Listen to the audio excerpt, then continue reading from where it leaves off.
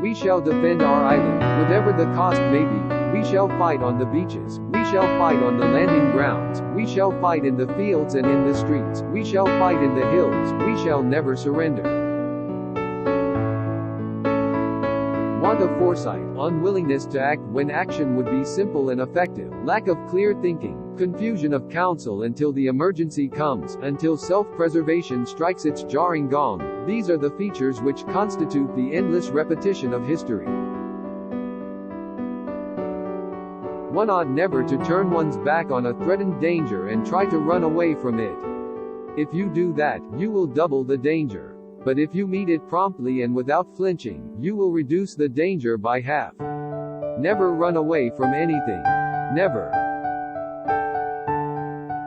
There are two things that are more difficult than making an after-dinner speech: climbing a wall which is leaning toward you and kissing a girl who is leaning away from you.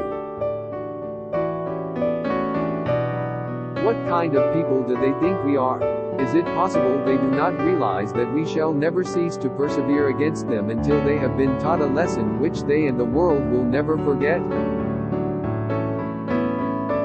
When we look back on all the perils through which we have passed and at the mighty foes that we have laid low and all the dark and deadly designs that we have frustrated, why should we fear for our future? We have come safely through the worst. I was only the servant of my country, and had I, at any moment, failed to express her unflinching resolve to fight and conquer, I should at once have been rightly cast aside.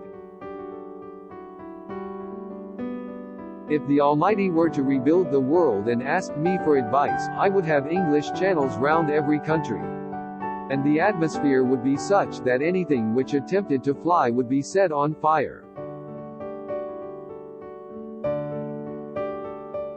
For good or for ill, air mastery is today the supreme expression of military power, and fleets and armies, however vital and important, must accept a subordinate rank.